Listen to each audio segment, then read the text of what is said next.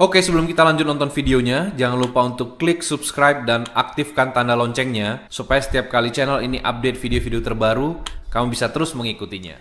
Teman-teman, banyak orang Kristen yang bergumul dengan pertanyaan ini. Banyak musisi sekuler yang sangat berbakat. Musik sekuler bisa sangat menghibur kita. Ada banyak lagu-lagu sekuler memiliki melodi yang catchy, arti yang dalam, dan pesan-pesan yang positif.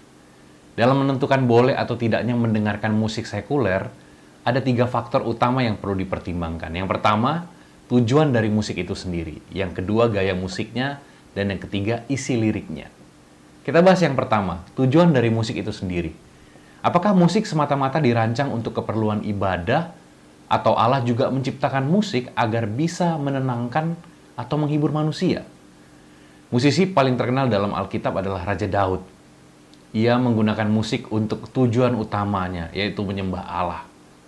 Namun, ketika Raja Saul diganggu oleh roh-roh jahat, ia akan memanggil Daud untuk bermain kecapi agar bisa menenangkannya. Itu dalam 1 Samuel 16 ayat 14-23. Nah, bangsa Israel juga menggunakan alat musik untuk memperingatkan adanya bahaya dalam kisah Nehemia 4 ayat 20 dan untuk mengejutkan musuh-musuh mereka dalam Hakim-Hakim 7 ayat 16-22. Di Perjanjian Baru, Rasul Paulus memerintahkan orang Kristen untuk saling menguatkan, salah satunya dengan musik, ya, dalam Efesus 5 ayat 19. Jadi, meskipun tujuan utama dari musik terkait untuk urusan ibadah ataupun penyembahan, Alkitab jelas mengizinkan musik untuk digunakan demi keperluan lainnya.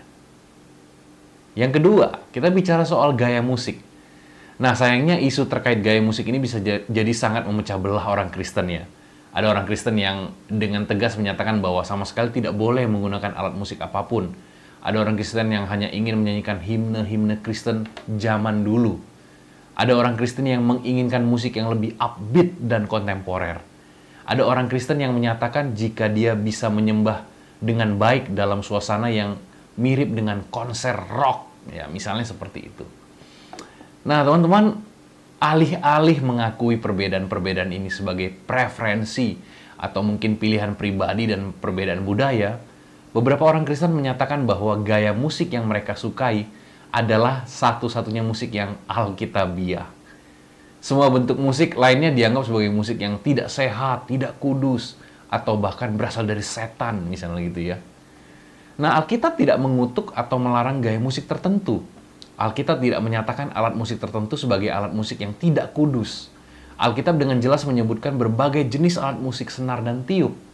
Meskipun Alkitab tidak secara khusus menyebutkan alat musik drum misalnya.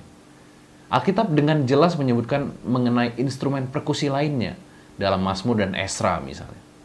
Hampir semua bentuk musik modern merupakan variasi dan atau kombinasi dari jenis alat musik yang sama, yang dimainkan dengan tempo yang berbeda atau dengan penekanan yang diperkuat. Tidak ada dasar yang alkitabiah untuk menyatakan bahwa gaya musik tertentu adalah tidak kudus atau gaya musik ini di luar kehendak Allah. Itu yang kedua. Nah, yang ketiga kita bicara soal isi lirik.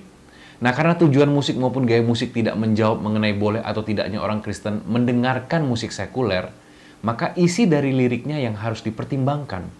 Meskipun tidak secara khusus berbicara tentang musik, kalau kita bicara dalam Filipi 4 ayat 8, ini adalah pedoman yang sangat baik untuk mempertimbangkan isi lirik dari sebuah musik. Firman Tuhan berkata seperti ini, "Jadi akhirnya saudara-saudara, semua yang benar, semua yang mulia, semua yang adil, semua yang suci, semua yang manis, semua yang sedap didengar, semua yang disebut kebajikan dan patut dipuji, pikirkanlah semuanya itu." Jika kita harus memikirkan tentang hal-hal seperti yang disebutkan di firman Tuhan ini, pastilah semuanya itu adalah hal-hal yang harus kita undang ke dalam pikiran kita melalui musik dan lirik. Nah, bisakah lirik dalam sebuah lagu sekuler menyatakan kebenaran? Sesuatu yang mulia, adil, suci, manis, sedap didengar, memiliki nilai kebajikan dan patut dipuji. Jika benar seperti itu, maka tidak ada yang salah bagi orang Kristen untuk mendengarkan lagu sekuler yang memenuhi seluruh standar tersebut. Nah, namun banyak dari musik sekuler yang kita harus jujur tidak memenuhi standar yang disebutkan dalam Filipi 4 ayat 8. Kenapa? Karena musik sekuler seringkali meninggikan amoralitas dan bahkan juga kekerasan, kadang-kadang meremehkan kekudusan dan integritas. Nah, jika sebuah lagu memuliakan hal-hal yang menentang Allah, orang Kristen seharusnya tidak mendengarkan lagu tersebut. Namun ada begitu banyak lagu-lagu sekuler yang meskipun tidak menyebutkan mengenai Allah, namun masih menjunjung nilai-nilai yang saleh, seperti kejujuran, kesucian, dan integritas. Nah, jika sebuah lagu cinta meninggikan kekudusan pernikahan atau kemurnian dari cinta yang sejati, bahkan jika lagu tersebut tidak menyebutkan mengenai Allah atau Alkitab, lagu tersebut saya pikir masih bisa didengarkan dan dinikmati. Nah, hal apapun yang diizinkan oleh seseorang untuk memenuhi pikirannya, cepat atau lambat akan menentukan perkataan dan tindakannya. Nah, inilah yang menjadi dasar pemikiran di balik pengajaran di surat Filipi 4 ayat 8 dan Kolose 3 ayat 2 dan 5, yaitu untuk membangun pola pikir yang sehat. Dalam surat 2 Korintus 10 ayat 5 menyatakan bahwa kita harus menawan segala pikiran dan menaklukkannya kepada Kristus. Nah, ayat-ayat ini memberikan gambaran yang jelas tentang jenis musik seperti apa yang seharusnya tidak kita dengarkan. Nah, tapi yang jelas, musik yang terbaik adalah musik yang memuji dan memuliakan Allah. Musisi Kristen yang berbakat bekerja di hampir setiap genre musik, mulai dari musik klasik hingga rock, rap, atau reggae. Tidak ada yang salah dengan gaya musik tertentu. Liriknya lah yang menentukan apakah sebuah lagu bisa didengarkan atau tidak boleh oleh orang Kristen.